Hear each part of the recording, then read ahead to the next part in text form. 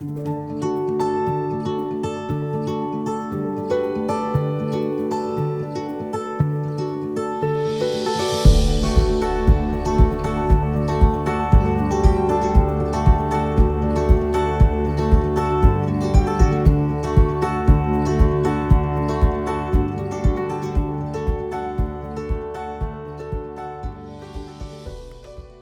you ever noticed how hot it is in the middle of a big city?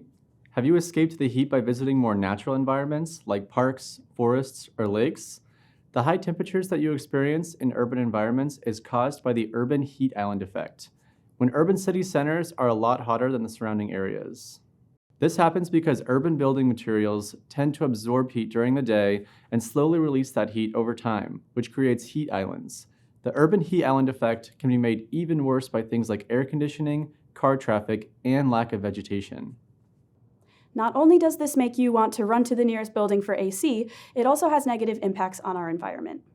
With an increase in demand for AC, we must use more energy for cooling, which elevates emissions of harmful greenhouse gases into our air. Not only is the environment being compromised by urban heat, there are also many negative impacts on public health. Heat-related illness like respiratory difficulties, heat cramps, heat exhaustion, and heat stroke are very dangerous and sometimes fatal. Heat is also an environmental justice issue, meaning it doesn't affect everyone the same.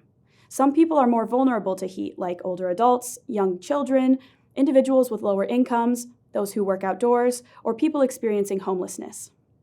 Luckily, there are solutions to these problems. Healthy Urban Environments, or HUE, serves as a solution center to research and implement strategies to address extreme heat and poor air quality. Arizona State University and Maricopa County teamed up to create HUE. HUE's mission is to improve thermal comfort and decrease exposure to air pollution for the citizens and communities of Maricopa County. Through research and practice, HUE is creating more resilient, healthy, and equitable communities all across the valley. HUE has tons of ongoing research projects, and we wanted to mention a few highlights. The first research project emphasizes the intersection of heat, public health, and equity to inform city decision makers in Tempe, Arizona for heat mitigation and planning. The research team collects heat, health, and social data and shares their findings through maps, videos, and educational trainings. This holistic research allows Tempe to make data-informed decisions and take strategic actions that will improve community health and well-being. Another HUE project, located in Tempe, Arizona, worked with the city to determine which shade, natural or man-made, would prove to be the most effective. The project found that engineered shade structures, like shade sails, for example, are a viable alternative to trees for increased daytime thermal comfort and should be included in shade management practices. Developing shade management strategies is only one of many techniques designed to improve overall human comfort in urban environments. Another HUE project that mitigates the negative heat island effects is a strategy to encourage employees to work from home to reduce emissions from commuting. This project contains research on experiences related to the COVID-19 stay-at-home order to develop a teleworking toolkit for human resources departments seeking to develop teleworking programs. The transportation sector plays a large role in contributing to emissions. Efforts to reduce vehicular travel can play a positive role in improving air quality. Teleworking programs are only one of the many ways to reduce the amount of cars on the road.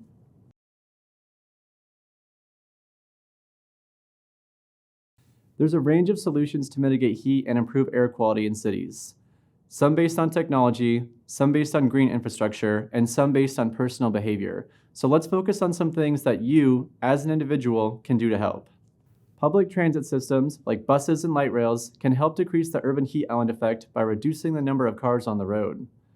Emissions that come from cars are a major contributor to both the urban heat island effect and air pollution, especially when there's heavy traffic. By choosing public transit, you can help reduce these effects. Public transportation isn't always available depending on where you live. Let's look at other ways to minimize your emissions through transportation.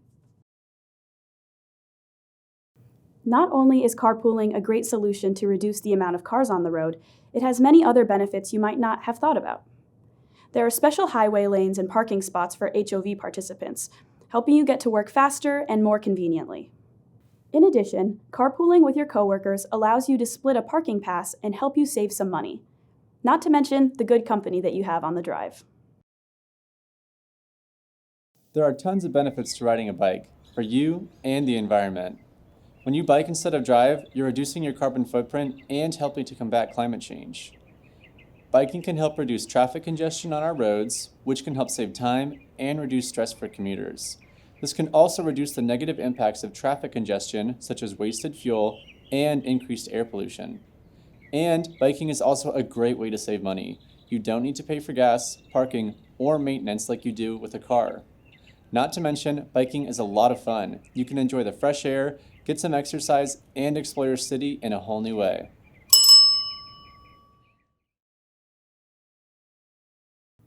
Did you know that telecommuting or working from home is not only convenient but also sustainable? When you work from home, you're not contributing to traffic congestion and air pollution by driving to and from work. Telecommuting also reduces the need for business travel.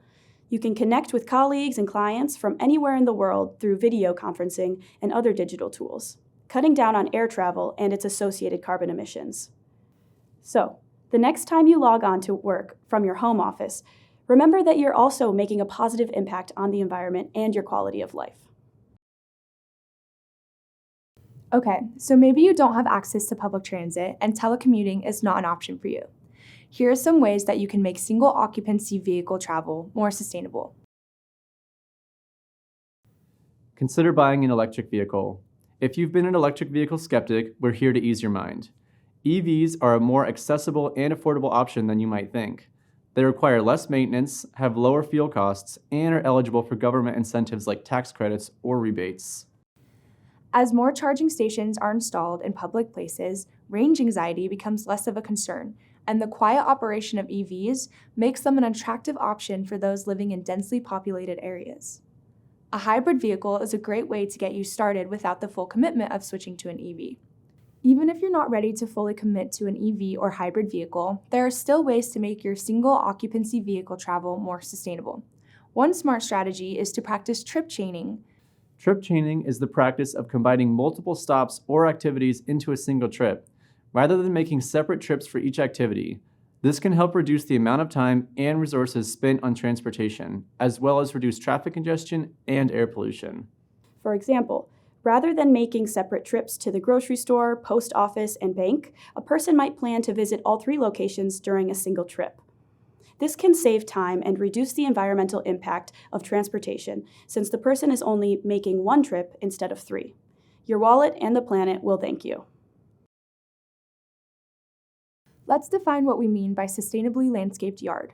Essentially, it's a yard that's designed and maintained in a way that promotes environmental sustainability, such as using native plants, conserving water, and reducing the need for chemicals. So, how does having a sustainably landscaped yard promote a healthy urban environment? Well, there are several ways. First, it improves air quality. One of the biggest benefits of having plants in your yard is that they help absorb carbon dioxide and other pollutants from air, thus improving air quality. It also reduces the urban heat island effect.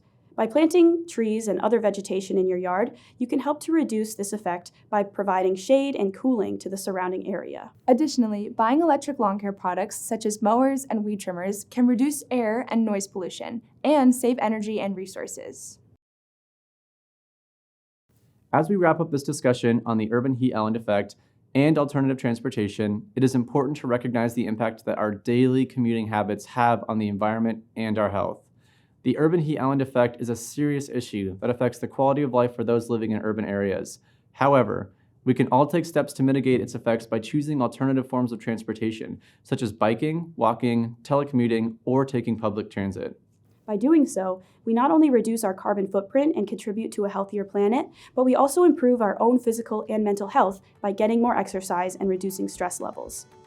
We hope this discussion has inspired you to consider making changes to your daily commuting routine and take action towards creating more sustainable, livable cities for all. Thank you for watching, and thank you for doing your part in creating healthier urban environments.